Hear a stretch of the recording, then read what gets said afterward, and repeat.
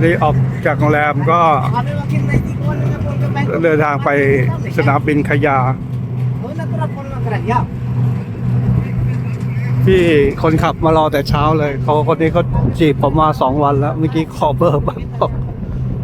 อกว่าอยากไปเที่ยวเมืองไทยแต่ไม่มีตังค์ มารอแต่เช้าเลยรออยู่หน้าโรงแรมนี่กำลังเดินทางไปสนามบินขยา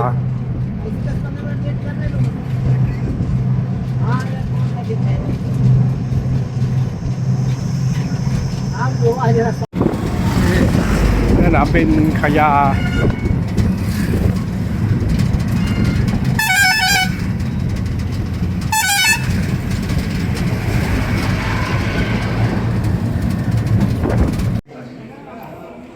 ท่าอากาศยานขยาขั้นตอนที่เบื่อที่สุดก็คือการ security check ที่นี่จะดูยิบย่อยมากกว่าเมืองไทยก็เป็นระเบียบผ่านก็คือผ่านที่นี่เขาจะขี้สงสัยไปหมดทุกอย่างก็ต้องอยู่ในขั้นตอนนี้ประมาณ4 ครั้ง1 2 3 4 ครั้งพอถึงบ้านมานั่งรอที่ชั้นบนท่าอากาศยานขยาผมจะได้ยินเสียงพระภิกษุไทยคุยโทรศัพท์มีคนไทยแต่ตรงนี้ไม่น่ามี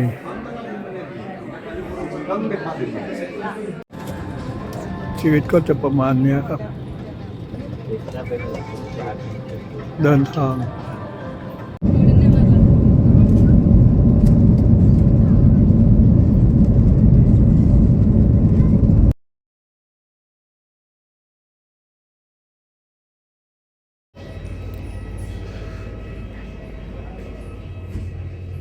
ผมวับกลับมาที่สนามบินกากาตาในรอบ2 วันก็ลืมกระดาษทิชชู่ไว้ที่โรงแรมต้องกลับมาเอา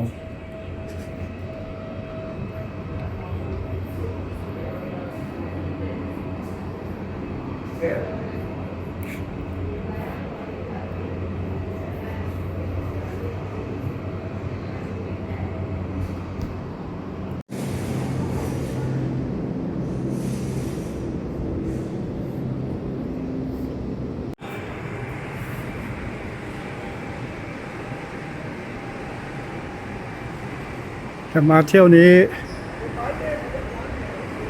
แท็กซี่อูเบอร์อะไรไม่ได้กินผมละผมเดินตรงดิ่งไปอย่างมั่นใจ เพื่อไปขึ้นรถไฟฟ้า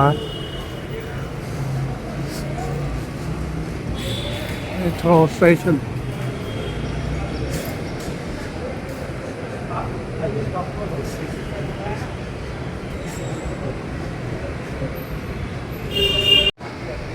กลับมากาการ์ตาคือ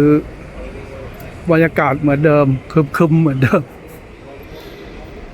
แต่ตอนนี้เรารู้ทางแล้วเป็นเมืองที่ผมคุ้นที่สุดในอินเดียแล้วกาการ์ตาเรารู้ทางแล้วเดี๋ยวเราเดินขึ้นไปทางนี้ไปรถไฟฟ้า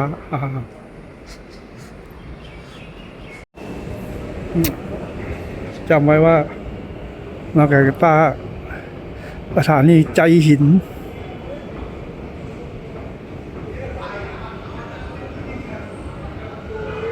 ใจหินไพโรจน์ใจหินแล้วก็จะเดินดิ่งตรงไปเหมือนตอนที่เรามาไม่ได้แอมผมเลยเมื่อกี้แท็กซี่เดินมาตามมา2-3 คนไม่ได้แอมผมฮ่าสบายใจ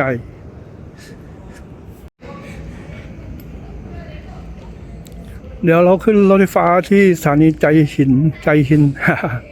แล้วก็ไปลงจุดหมายของเราวันนี้สถานีมหาธรรมคานธีโรดซึ่งจะไปเดินดูอะไรสักหน่อยแล้วก็ยังไม่ได้ทานข้าววันนี้ เวลาที่จาการ์ตาก็ประมาณเที่ยงกว่า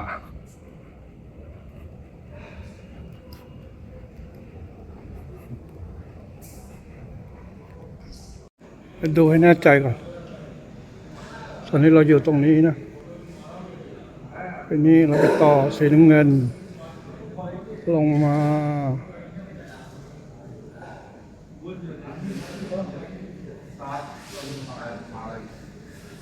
MG Road อ๋อ1 2 3 4 5 6 7 8ประมาณ9 สถานีมาดูว่าราคาเท่าไหร่สวยละไม่มีคนขายต้องหยอดอีกละหยอดยังไงวันนี้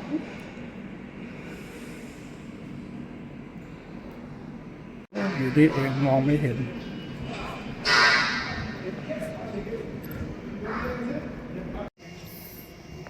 ประเด็นคือ200ก็ไม่มีทอนต้องมาเข้าคิวซื้อตั๋วอีกเครื่องกลับมาเจอปัญหาเดิมๆเรื่องใหญ่ระดับชาติก็บอกเสร็จแล้วไปถึงนวพาราก็ต้องไปออกเขาทวีสุภาพนะอย่าไปดักชิเนสทักชิเนสสวนเด็ดขาดเรื่องใหญ่ระดับชาตินะเหตุเพราะผมมีแบงค์200เจ้าที่เข้ามาลุมกัน2-3 คน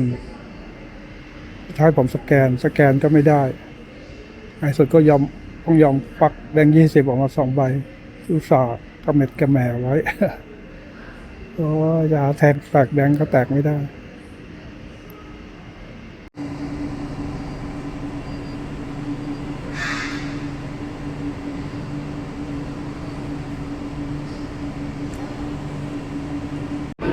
अगला स्टेशन जसोल प्लेटफॉर्म 1 तरफ The next station is Jasolu ตามฟอร์มอะว่าผมมาถึงจาการ์ตาฝนตกเลย เราก็จะไม่เห็นแดดที่จาการ์ตาอีกมืดเลย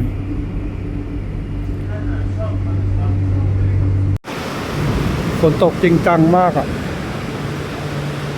ตกเป็นอาชีพเลย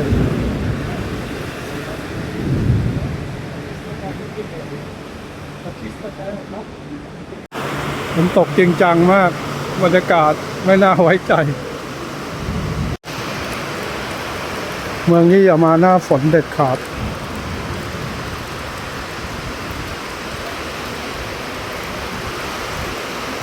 ถ้าฝนตกหนักมาก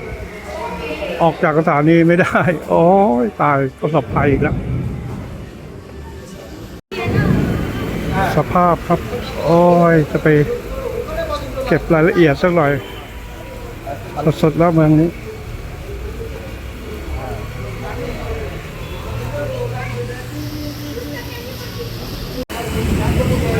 ตอนนี้คือหิวข้าวมากยังไม่ได้กินข้าวเลยมีทางรอดอีกทางคือกลับไปนั่งรอเครื่องที่สนามบินแล้วก็หาอะไรกินพอจะมาเก็บงานที่นี่โอ้ก็สนจริงเมืองนี้ฝนตกตลอด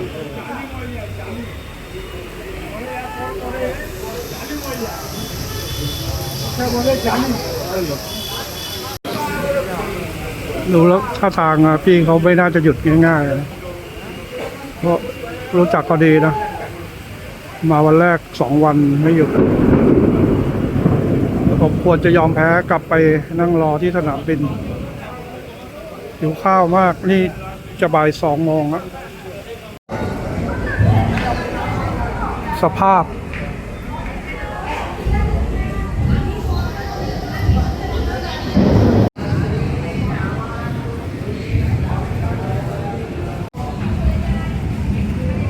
ตอนนี้มานั่งคิดดูคงต้องยอมแพ้ฮะนั่งเรือไฟฟ้าย้อนกลับไปที่สนามบินเพราะว่าถึงออกไปได้ตอนนี้ก็ทำอะไรไม่ได้มากครับเพราะต้องรอไฟตอนเย็นนี้ซึ่งจะเดินทางต่อไปอีกกลับไปนั่งรอที่สนามบินเพราะว่าตอนนี้หิวข้าวมากน้ำก็ไม่มีข้าวก็ไม่มีไม่รู้จะกินอะไรกินได้ที่สนามบินอย่างเดียวตอนนี้ออกไปข้างนอกไม่ได้เลย ผมยอมแพ้ ต้องขออภัย ผมตั้งใจจะมาเก็บงานที่จาการ์ตานะ มีที่สวยๆเยอะเลย แต่มา3 วันนี้ไม่ได้อะไรเลยอะฝนตกทั้ง3 วันเลย มีไม่ตกวันเดียวคือวันที่เราออกไปจากจาการ์ตา วันนี้กลับมาก็ตกหนักเลย เดี๋ยวต้องขออภัยละต้องยอมแพ้ละใส่ต้องกินขนมปังที่นู่นแบงค์200เขายังไม่รับเลยอ่ะ มีสิทธิ์อดตายแน่เลยเนี่ยสงสัยต้องย้อนกลับไปซื้อที่สนามบินละตอนนี้เป็นผู้ประสบภัยโดยสมบูรณ์แล้วครับ ได้อะไรเนี่ย อะไรไก่ชิคเก้นโรลแล้วก็แซนด์วิชราคาประมาณ2 อันนี่ประมาณตกเป็นเงินไทยก็ประมาณเกือบ30 บาท แต่จริงๆก็หิวน้ำนะ ได้สไปซ์มาอีกกระป๋องหนึ่ง40 รูปีก็ราวๆ10 กว่าบาท จากเมื่อกี้เดินเท่ๆอยู่กลายเป็นผู้ประสบภัยไปซะงั้นเดี๋ยวกินนี่เสร็จก็ต้องมุกกับสนามบิน เพราะว่าอยู่ไปก็ทำอะไรไม่ได้แล้วตอนนี้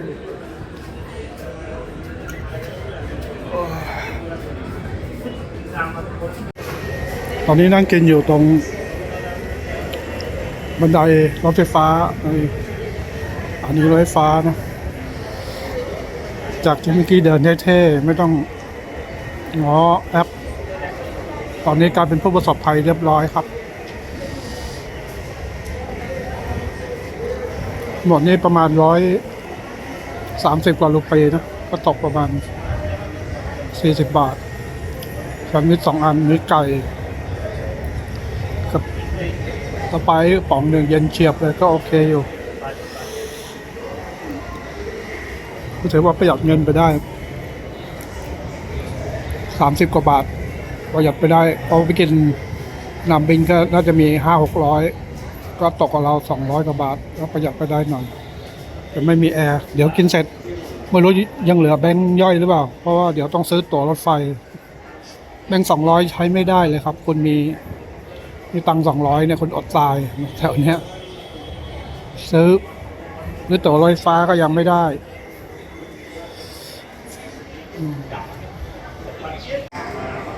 อย่างที่บอกครับวันนี้ที่รอดตายไม่ได้ก็เพราะว่าสะสมแบงค์ย่อยไว้บ้างพอสมควรอย่างที่บอกถ้าคุณมีแต่แบงค์200แบงค์500เนี่ยคุณอดตายแน่นอนวันนี้ก็พอมีแบงค์ย่อยเอามาใช้บ้างก็ได้ฟ้าได้ซื้ออาหารประทังชีวิตในสถานีรถไฟใต้ดินได้ฝนตกหนักมากถึงเวลาที่ผมต้องแคะเหรียญที่สะสมไว้มาซื้อตั๋วรถไฟฟ้าแล้วก็เหรียญเนี่ยส่วนมากถ้าเอาไว้ใช้ก็คือรถเมล์อะไรเงี้ยแต่ผมไม่ได้ขึ้นรถเมล์แต่ประเด็นคือเหรียญเขามีหลายเวอร์ชั่นมากนะเหรียญรูปีเดียวเดี๋ยวก็มีหลายแบบเหรียญ2 เหรียญ10 เหรียญ5เดี๋ยวผมต้องไปเช็คดูก่อนเนี่ยหน้าตาก็ไม่เหมือนกันนะราคาเท่ากัน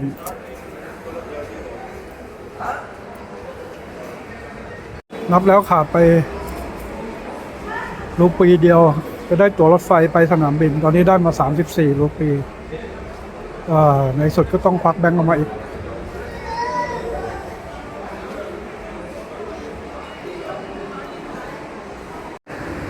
ยอมแพ้แล้วครับตอนนี้ได้ตั๋วรถไฟกลับไปสนามบินแล้วจาการ์ตาพี่โหดกับผมมากผมกะจะมาเก็บงานก็เก็บไม่ได้ตอนนี้ยังไม่หยุดนะตกมาตั้งนานแล้วตอนนี้ประมาณ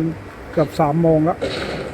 ผมมีไฟท์ที่ต้องบอร์ดดิ้ง6 โมงเย็นก็ไปนั่งรอที่นู่นเลยดีกว่ามีเรื่องจะบอกคือถ้าเห็นผู้หญิงนั่งกันเป็นแผงอย่างเงี้ยนะเราเข้าไปนั่งเลยขามากผมเกือบแล้วผู้หญิงนั่งกัน2 แถวผมเกือบเข้าไปแล้วแต่พอดีมันมีคนห้ามไว้ก่อนเกือบเขามีแบ่งแยกกันชัดเจนนะตรงนี้ผู้หญิงตรงนี้ผู้ชาย เที่ยวนี้ไม่ผิดละมีบทเรียนมาแล้ว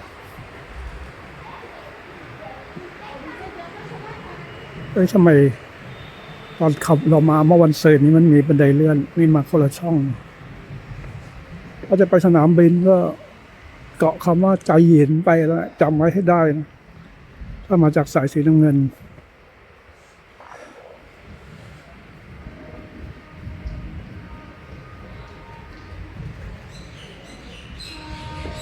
กลับไปยอมรับความพ่ายแพ้ที่สนามบินตอนนี้มาถึงสถานีที่แยกไปทางสนามบินแล้วแต่ประเด็นก็คือว่าฝนน่าจะหยุดตกแล้วล่ะ เพราะผมมาแล้วผมกำลังจะกลับแล้วเขาก็หยุดตกแล้วก็น่าเสียดายมิชชั่นที่กรุงจาการ์ตาผมต้องเดินหน้าไปให้ทหารอินเดียค้นที่สนามบินต่ออีกรอบที่3คือเข้าสนามบินเนี่ยเขาตรวจหลายรอบมากอะตรวจเข้าประตูตรวจสแกนกระเป๋ารอบที่3แล้วก็ก่อนจะเข้าถึง security check ซึ่ง security check นี่เขาก็ขี้สงสัยมากเขาจะลื้อออกมาหมดทุกอย่างเสียดายเมืองนี้พยายามจะเป็นมิตรกับเขานะผมคุ้นเคยมากแต่เขาก็ไม่ยอมให้ผมเที่ยวจริงมาทีไรตกเละเทะไปหมดมา2 วันแรกตกทั้ง2 วันโชคดีได้กินอะไรรองท้องไปที่สถานีรถไฟฟ้าเมื่อกี้เนี่ยมหาตมะคันทีเย็นนี้ก็คงพอได้อยู่เดี๋ยวไปนั่งรอที่สนามบินดีกว่าเขาบอร์ดดิ้งประมาณ6 โมงเย็น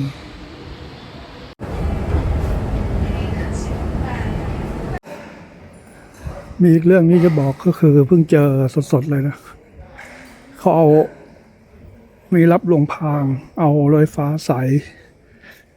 สีน้ำเงินมาวิ่งที่สายสีส้มผมก็งงอยู่ให้ทำไมป้ายบอกทางมันไปสีน้ำเงินว่าผมคุ้นสถานีอยู่ก็ต้องถาม2 ถึง 3 คนเพื่อให้ยืนยันตรงกันนะว่าไปสนามบิน ซึ่งเมื่อ2 ชั่วโมงที่แล้วเนี่ยผมยังเดินหัวเราะล่าอย่างผู้ชนะไปให้สดกระสอบสารกลับมาที่เดิมกลายเป็นผู้ประสบภัยกลับมาที่เดิมการกัตตาร์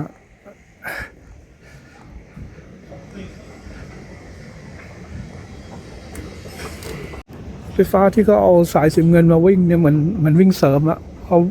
อาใช้วิธีประกาศออกว่าสถานีไหนประเด็นคือถ้าคุณไม่เคยมาก็ต้องจำเอาให้ได้ว่า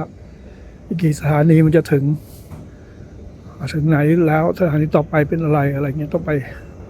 องจำให้ได้เขาก็ประกาศย้ำๆนะแต่เมื่อกี้เห็นก็จอดนานเลยเขาคนขับผมถามคนขับด้วยตอนก่อนจะขึ้นมาเพื่อความชัวร์เขากลัวเรายังไม่ลงแบบแล้วก็จอดนานเลยภาพคุ้นๆตั้งแต่วันแรกวนเวียนอยู่แถวนี้ 3-4 รอบเลย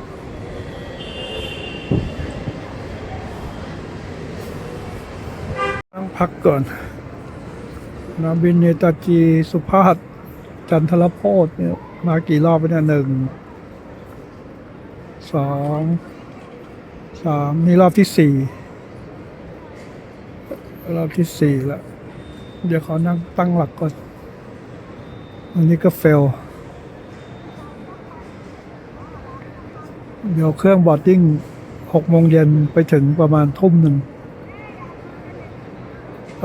ไม่ใช่เครื่องบอร์ดดิ้ง6 โมงเย็นแล้วออก 1 ทุ่มไปถึง 2 ทุ่มต้องหารถเข้าเมืองอีกเหนื่อยเหมือนกันนะเนี่ย ก็ดีหน่อยครับตรงนี้มีที่ชาร์จแบตให้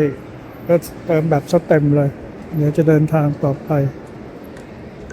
ที่ขยาไม่มีที่นี่มีคือปลั๊กบ้านเราเสียบได้ที่ขยาต้องใช้ปลั๊กอินเดียอย่างเดียว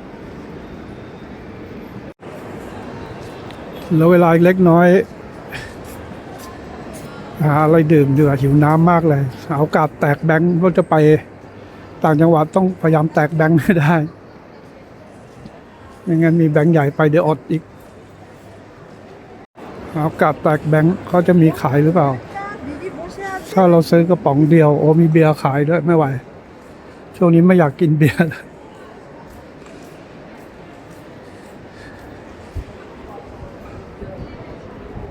มีเบียร์บัดไวเซอร์หาน้ำกินดีกว่า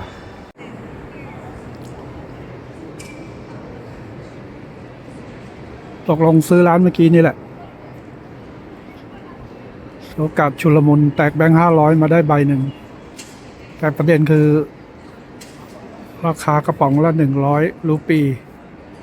ตก33 บาท30 กว่าบาทถ้าไปซื้อข้างนอกก็ประมาณ20 ถึง 25 รูปี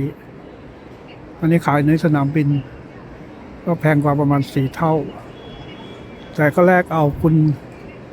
ตอนนี้ประเด็นคือหิวน้ำด้วยก็คิดผมคิดเยอะไปพอ ก็คุ้มนะแก้กระหายน้ำได้น้ำมากระป๋องหนึ่งแล้วก็ได้แบงค์ร้อยมา4 ใบจ่ายแบงค์500ไปใบหนึ่งช่วงชุลมุนนะถ้าคุณไปซื้อข้างนอกเลยคุณไม่มีทางจ่ายได้เลยแบงค์500เนี่ยใช้งานไม่ได้ไปเมืองชนบทไปอะไรเงี้ยไม่มีทางแบงค์500ไม่มีใครรับก็คุ้มอยู่สรุปคุ้ม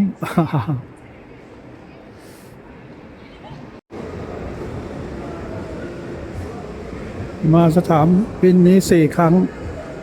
โดนคนครั้งนี้เป็นครั้งที่2แต่เริ่มรู้แนวแล้วครั้งนี้โอเคหน่อย ครั้งนี้คนน้อยที่บอกมา4 ครั้งก็คือมาขาเข้า2 ครั้งขาออก2 ครั้งเพราะฉะนั้นก็เลยโดนsecurity check 2 ครั้งครั้งที่แล้วนี่ไม่ครั้งแล้วโดนลือมากองเยอะแยะไปหมดครั้งนี้เรารู้แล้วว่าเขาสงสัยเรื่องอะไรแล้วก็หยิบเฉพาะส่วนที่เขาอาจจะสงสัยก็โอเคเร็วดี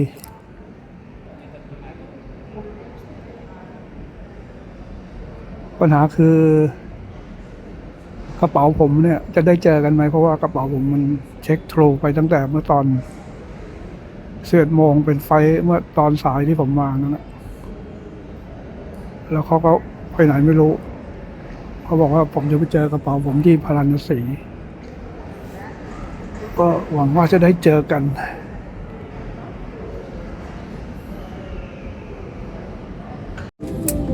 เมื่อกี้อยู่ในสนามบินฝนหยุดนะครับตอนนี้กำลังจะเดินทางฝนตกแล้วครับเช่นเคยนะครับกัตตาร์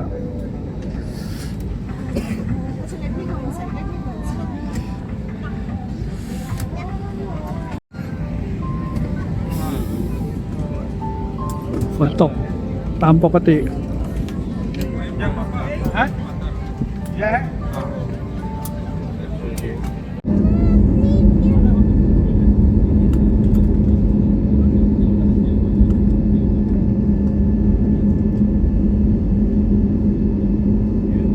ออกจากเมืองกัตตาร์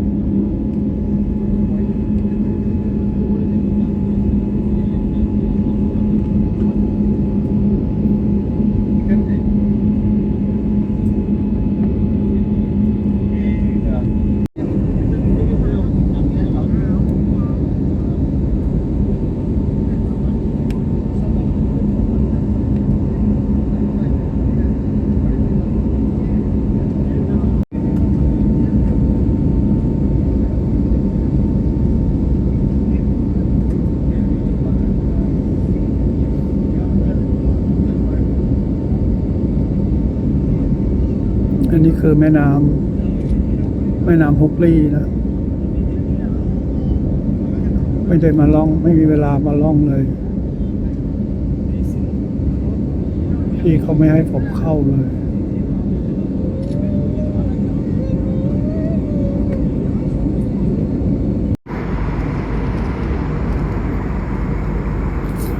ตั้งแต่มานี่บินสายการบินนี้ไป3 ไฟล์แล้ววันนี้วันเดียว2 ไฟล์เขาเลยมีของสมน้ำหน้าคนมาให้เขาไม่ได้แจกทุกคนนะเนี่ย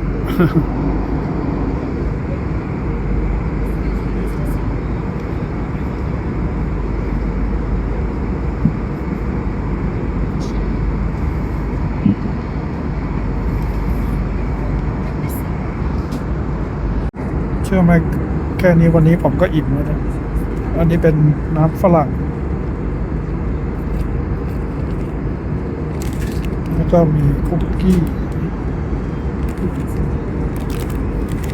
ก็มีสแน็คนิดเดียว แต่ว่าผมว่าผมอิ่มอ่ะเดี๋ยวกลับไปถึงแล้วก็คงไม่อยากกินอะไรเช่นอาจจะกินนมกินอะไรสักหน่อย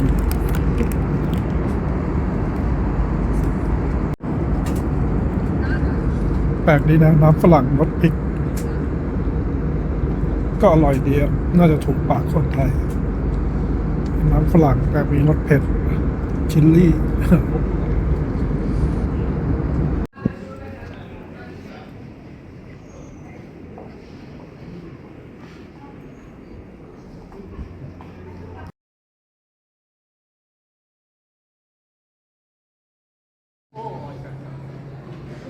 वो कितने पहुंचेगा 11 तो कम से कम हाँ ठीक है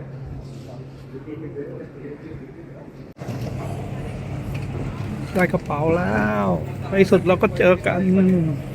आधा रुपया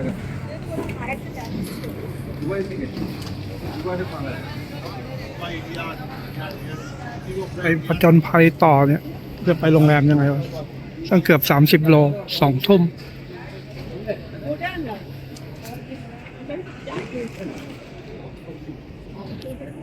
อันนี้ความหวังของเราแล้วเราจะได้หรือเปล่า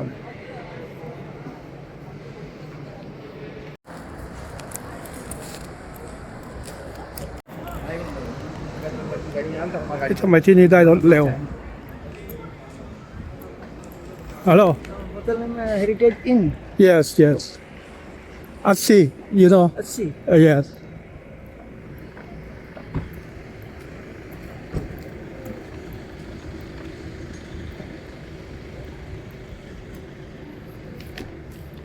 ทำไมตอนวันนี้ได้เร็ว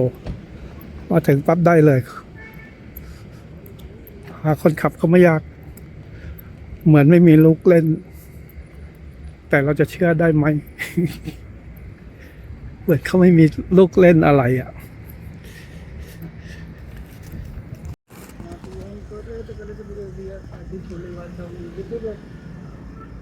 อันนี้เล็กกว่า ที่กาการ์ตานะ แต่ดูอินเตอร์กว่า ลานบาฮาดูสาตรีนี่คืออดีตนายกรัฐมนตรีต่อจากเยาวาลาเนรูนะถ้าคนศึกษาประวัติศาสตร์จะได้ยินชื่ออยู่ เขาเอาชื่อคนสำคัญในแต่ละรัฐมาตั้งชื่อสนามบิน कहाँ पहुँचेगा हाँ हाँ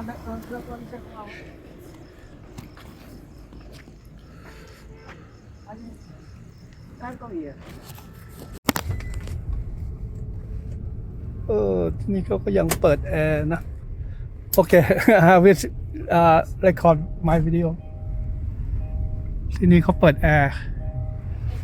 ไม่เหมือนที่กาการ์ตาไม่มีคันไหนเปิดแอร์เลย นี่คือ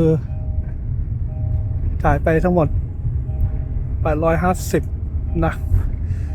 จะมีอะไรหรือเปล่า ดูแปลกๆ แต่ดูมันง่ายเหลือเกินนะผมจ่ายให้คนรับงาน100เขาบอกให้มาจ่ายคนขับ750คนขับก็คือรับงานต่อแล้วก็เก็บเงินไปเต็ม แล้วก็มีคนขับตัวจริงมาอีกคนหนึ่งคือคนนี้แหละเขาบอกไม่ต้องจ่ายคนนี้แล้วนะซึ่งผมก็บอกว่าโอเคนะตกลงกันคุยกันไปถึงจะมีอะไรแปลกๆเดี๋ยวยังมากลองเต้นไปเขาหน่อยถ้าเขาไม่งอแง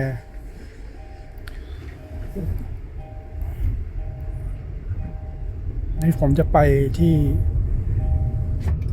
ท่าน้ำพาราณสี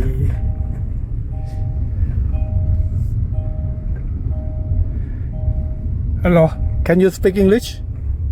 Yes sir can you speak English No English sir I am Hindi oh you are Hindi okay เมืองเขาสวยดีนะ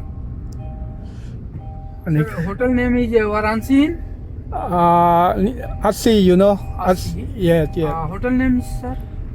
Heritage Inn. Acha, Heritage. Yes. Okay. No problem, sir.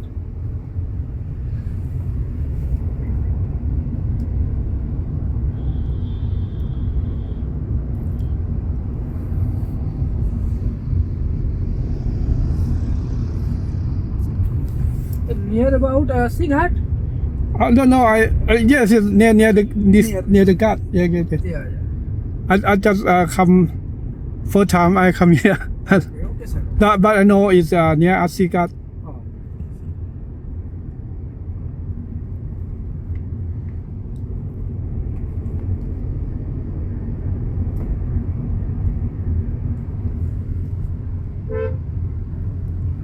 Where do you sleep? Sir, Your house? house? Yes. Varanasi. You go back to house today? Okay.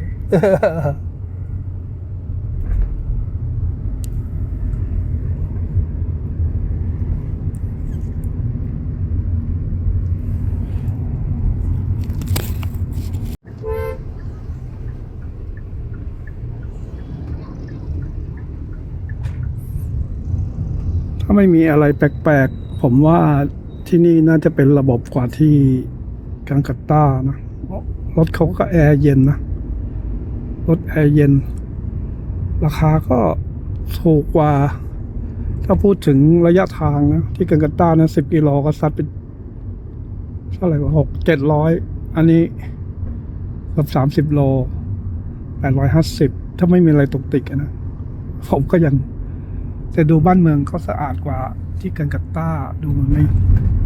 แต่ถ้าไปถึงท่าน้ำแล้วน่าจะแน่นกว่านี้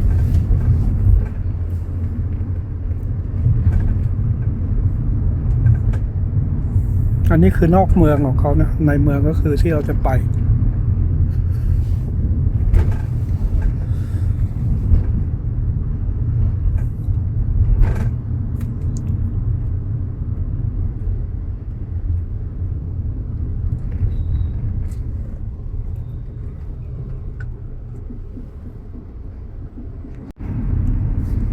ดูเมืองเขาเป็นระเบียบ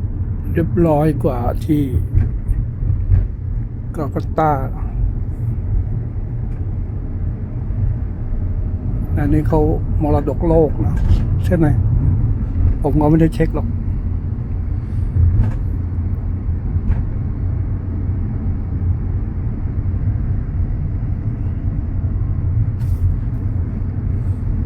ราคาถูกมากอ่ะ850 เนี่ยจ่ายเสร็จไม่รู้ แต่ว่าเดี๋ยวเราก็ต้องให้ทิปเขาหน่อย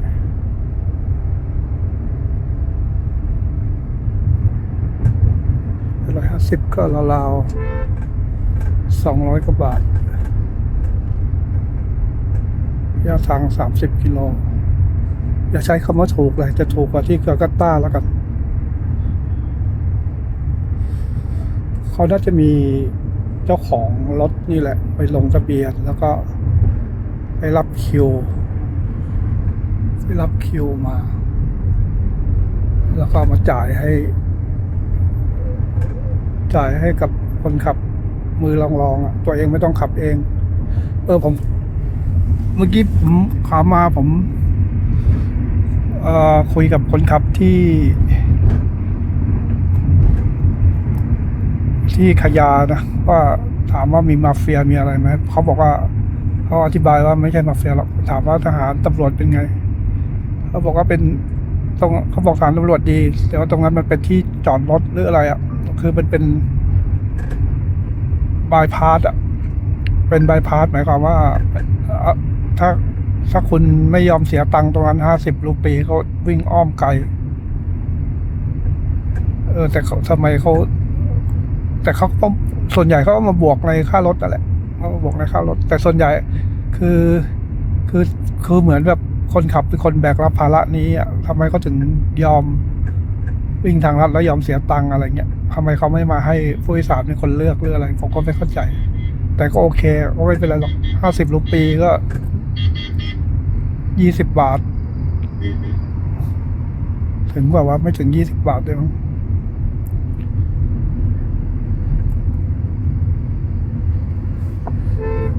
เฮ้ยแต่ถ้า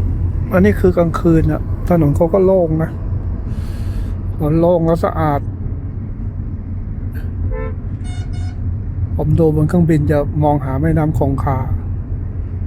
แต่ก็ไม่เห็นมันมืดดันมาไฟดึกอุตสาห์ได้วินโดว์ซีทแต่อันนี้เสียตังค์วินโดว์ซีทจองเสียตังค์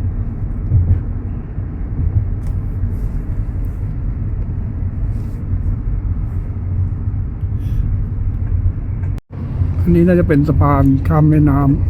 ำใช่หรือเปล่า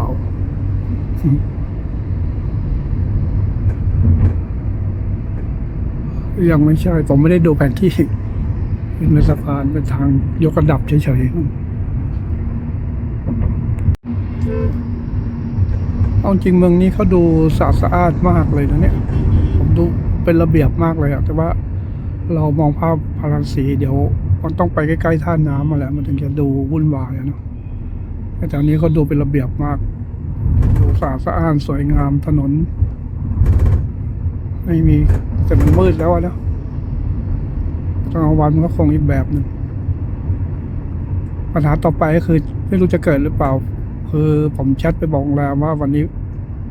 ไฟผมลงมืดนะไม่รู้เขาจะ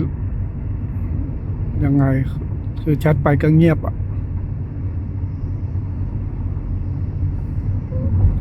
แต่มันก็คงมีผู้โดยสารมามืดๆกันเยอะผมแชทไปถามว่ารีเซพชันอยู่ถึงกี่โมงเขาบอก24 ชั่วโมงแต่เขาไม่ได้ตอบเองนะเป็น AI ตอบเมืองนี้เป็นระเบียบมากกว่าจาการ์ตาดูลุงลังมากแต่ยังดีจาการ์ตามีรถไฟฟ้าสภาพบ้านเมืองก็โอเคเลยถ้ามีรถไฟฟ้าอีกสักหน่อยนะเนี่ยผมดูว่ามันเป็นระเบียบมากเลย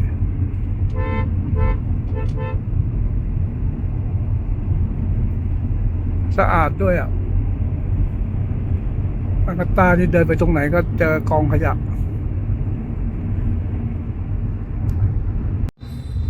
อีกอย่างก็คือ Indigo Air นี่ก็เป็นสายการบินบัดเจ็ตของอินเดียนะผมไม่ค่อยชอบเท่าไหร่นะตอนแรกเพราะดูรีวิวไม่ค่อยดีแล้วก็ขึ้นมาไฟล์แรกก็ไม่ค่อยชอบหน้าแอร์โฮสเตสเท่าไหร่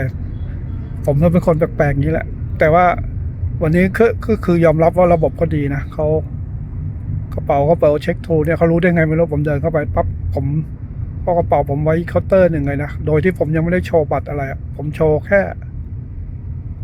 ที่ผมโชว์บัตรตอนเดินเข้าแค่นั้นนะแล้วก็เขาก็เอาเคเบิลไทยอะไรมาล็อกกระเป๋าผมอย่างแน่นหนา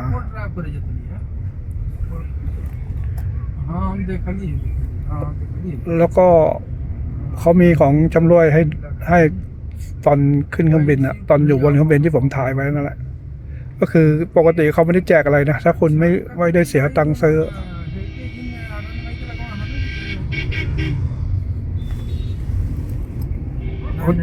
ปกติเขาไม่แจกอะไรถ้านอกจากคุณเสียตังค์ซื้อสั่งอาหารอะไรเงี้ย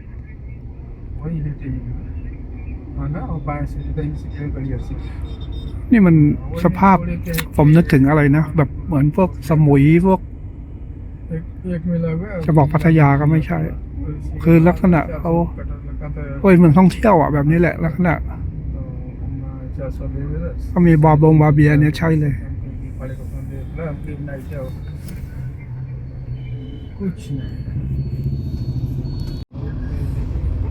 ขณะบ้านเมืองเขาจะขายสมุยภูเก็ตอะไรพวกนี้แต่ยังไม่เห็นบาร์เบียแค่นั้นถ้าเห็นนี่ใช่เลยแต่ที่นี้เขาคงไม่มีไม่ง่ายบาร์เบียนะเรื่องแอลกอฮอล์เรื่องอะไรไม่ค่อยมี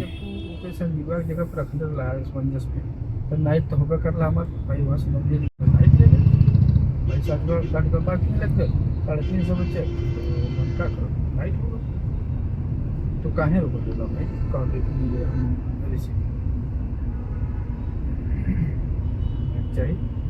अब भाई वो किसी से पूछ ला उम्र पर कितना का मिडल พี่เขาคุยโทรศัพท์นานไหม मूंगफली कहीं ना कहीं इतना मिडल ना किसी द्वारा के भाड़ा का मिडल कोई पूछ ला เนี่ยขณะเขาทำตกแต่งร้านเป็นอะไรแล้ว ไปรับนักท่องเที่ยวอะ अपन आ อ๋อ นี่เข้าเมืองแล้วเว้ย चलो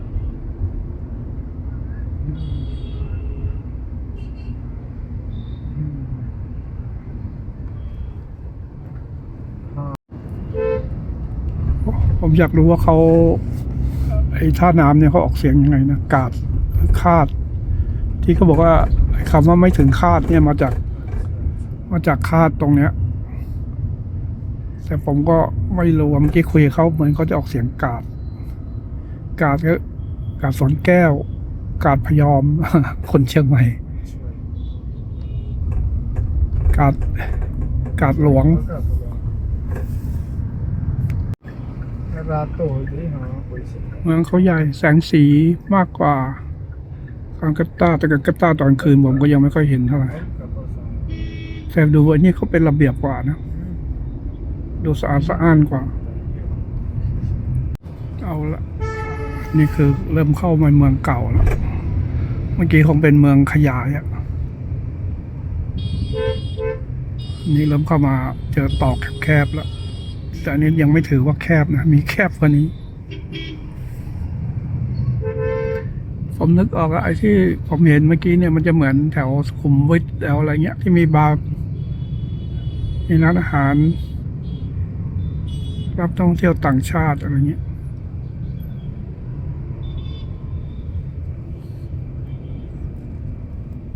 แต่ที่ไหนจะโหดเหมือนกัลกัตตาไม่มีแล้วฝนตกทั้งวันทั้งคืน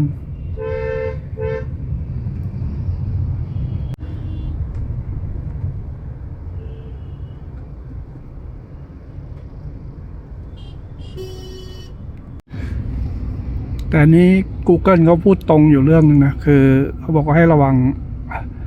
คนขับที่มาฟอร์มเป็นพวกฟรีเพศอะมายืนหน้าบูธเลยเมื่อกี้เนี่ยผมเจอเขาบอกฟรีเพศแท็กซี่เป็นฟรีแท็กซี่ก็เลยพอดีผมเดินเข้าไปเจอคนรับงานอยู่ข้างในพอดีไปะถ้าคนรับงานไม่อยู่เนี่ยเขาเข้ามาในสนามบินเลยเมื่อกี้เนี่ย เข้ามาจริงเขารออยู่ข้างนอกนะพวกแท็กซี่ผีอะเขาบอกฟรีเพศแท็กซี่เสียงยิงพอดีคนรับงานเขาอยู่พอดีก็เลยเขาก็เลยเดินหนีไปมีแท็กซี่ผีอ่ะพูดง่ายๆสรุปเนี่ยพิซซ่าฮัทอย่างเงี้ยถ้ามีแถวนั้นผมก็จะต้องมากิน มาอินเดียมากินพิซซ่าฮัทห้างก็มีนะครับก็โชว์เสื้อผ้ากันนี้เลยขอร้องกุ๊บ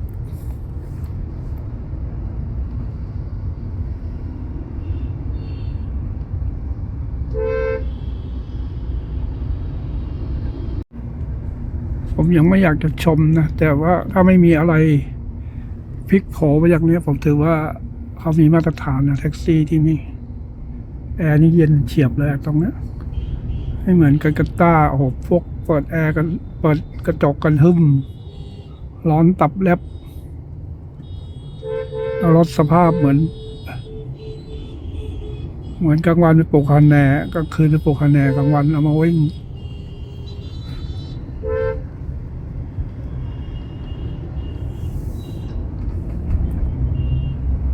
ผมชอบแสงสีแบบเนี้ย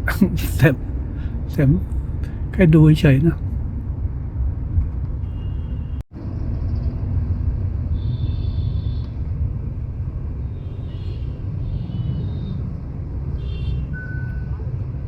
นี่ก็ได้คือถนนหลักของที่นี่มันไม่ใช่โรงแรมไม่ได้อยู่ในตอกเล็กก็โอเคมืดพอเดินได้อยู่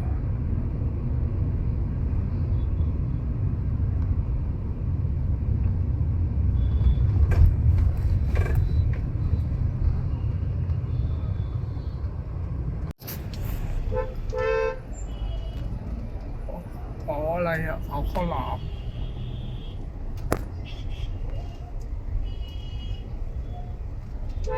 ออกเป็นกลางแจ้งเลย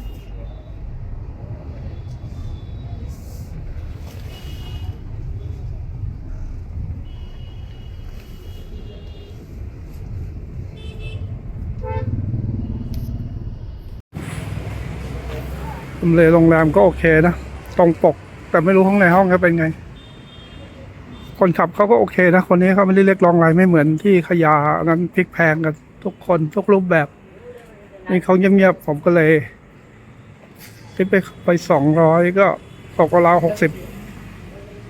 กว่าบาทก็โอเคนะเขาก็ดีใจใหญ่เลยเขาไม่เรียกอะไรเพิ่มถ้าเป็นที่ขยานี่จะเอานู่นเอานี่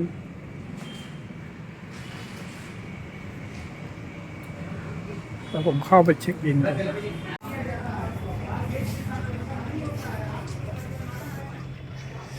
Oh, I can sit around here. Yeah, your choice. Okay. Okay, sir, I'm going. Yes, okay. Thank you. Thank you, sir. Thank you. And if you want, so please call me. Yes, okay. Thank you.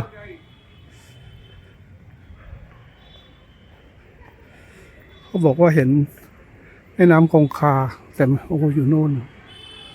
น้ำคงคาไม่เห็นหรอกไกลอยู่นะเดินประมาณสัก100 เมตรอะอยู่ฝั่งโน้น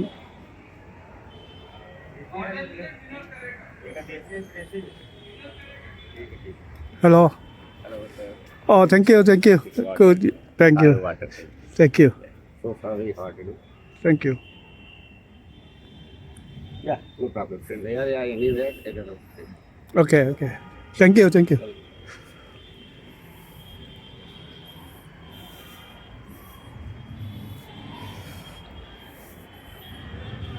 น้ำมาให้กินมีอะไรเปล่า ระแวงไปหมด โอ้แต่มองไม่เห็นอะวันนี้ต้องตื่นแต่เช้านะ แถวท่านี้เนี่ยเขามีวิธีอะไรเยอะแยะเลย แต่ไกด์มาถามโอ้ต้องเรือ5,000พร้อมไกด์5,000ก็1,000 กว่าบาท ลองไปเดินดูก่อนดีกว่า อย่าเพิ่งใจร้อน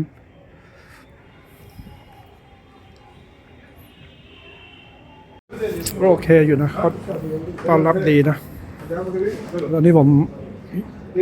สั่งซุปเห็ดมากินกับเป๊ปซี่ง่ายๆที่นี่เขาขึ้นชื่อเรื่องดาดฟ้านะเขาบอกว่ามีดาดฟ้าที่มองเห็นแม่น้ำคงคาแต่ที่ผมส่องให้ดูเมื่อกี้มันก็ไม่ได้เห็นชัดเหมือนแม่น้ำเจ้าพระยาที่เรากินซุปเห็ดแล้วกลับไปพักผ่อนคืนแรกผมว่าบรรยากาศก็โอเคอยู่ห้องก็ใช้ได้เดี๋ยวยังไม่ได้ถ่ายห้องให้ดูสั่งซุปเห็ดมากินแล้วกินอะไรไม่ค่อยลงแล้วจริงก็หิวนะแต่มันไม่ค่อยอยากกินอะไรมานี่ ถ้ามีผัดกะเพราต้มยำไก่อะไรเงี้ยโอเคเลย ห้องก็จะประมาณนี้มีพัดลมด้วยชักเริ่มสงสัยแล้วเหมือนที่ขยาเลยแต่แอร์ก็เย็นอยู่นะเมื่อกี้เข้ามารอบหนึ่งก่อนจะขึ้นไปดูบนดาดฟ้าวันนี้ก็โอเคอยู่นะในราคาที่ไม่แพงผมว่าใช้ได้ ตอนนี้ยังใช้ได้อยู่มันไม่รู้จะมีอะไรแปลกๆอีกหรือเปล่า Wi-Fi ก็มีห้องน้ำก็มีห้องน้ำก็ประมาณเนี้ย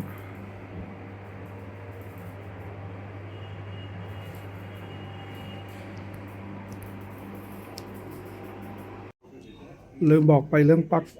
ถึงแม้เขาจะพยายามทำนะผมลองไล่เสียบดูตอนนี้ที่ชาร์จโทรศัพท์ได้มีปลั๊กเดียวแล้วก็คอมส่วนใหญ่จะไม่ได้เพราะว่าตอนที่กัลกัตตาก็ไม่ได้คอมอ่ะต้องพอดีผมไปซื้อผมไปที่ไทยวัสดุนะก่อนมาผมไปซื้อเขาบอกว่า Universal จริงๆมันไม่น่า Universal หรอกมันก็ใช้ได้ปะแต่ว่าที่นี่ก็ใช้ได้สำหรับ ปลั๊กคอมเนี่ยใช้ได้อยู่ปลั๊กคอมแต่ชาร์จมือถือตัวนี้ใส่ไม่ได้ แต่อันนี้ใส่ปลั๊กคอมได้ ถ้าไม่มีตัวนี้ก็คือเสียบคอมไม่ได้อะเพราะหารูเสียบไม่ลงเลยก็ใช้ตัวนี้เนี่ยซื้อที่ไทยวัสดุก็ซื้อมากันเหนียวนะตอนแรกผมจะไปซื้ออีกตัวหนึ่งแบบโชว์ๆเลยที่บอกว่าอินเดีย แต่ว่าไม่มีเวลาแล้วพอลองเสียบอันนี้ได้ก็ พยายามไปโรงแรมที่มันมาตรฐานหน่อยอะเราไปนอนเกสต์เฮาส์พวกอะไรนี้ไม่น่าอาจจะไม่มี เนี่ยถ้าไฟขึ้นอย่างนี้ก็คือใช้ได้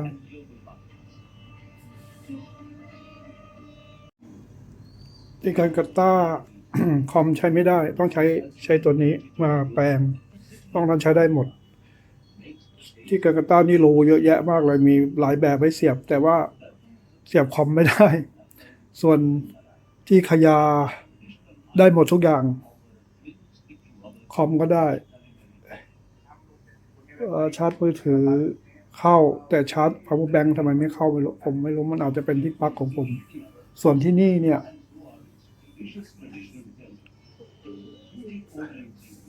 มีหลายปลั๊กอยู่นะ แต่ชาร์จมือถือได้รูเดียวคือรูเนี้ยส่วนคอมไม่ได้ ถ้าไม่มีตัวนี้นี่เสร็จเลย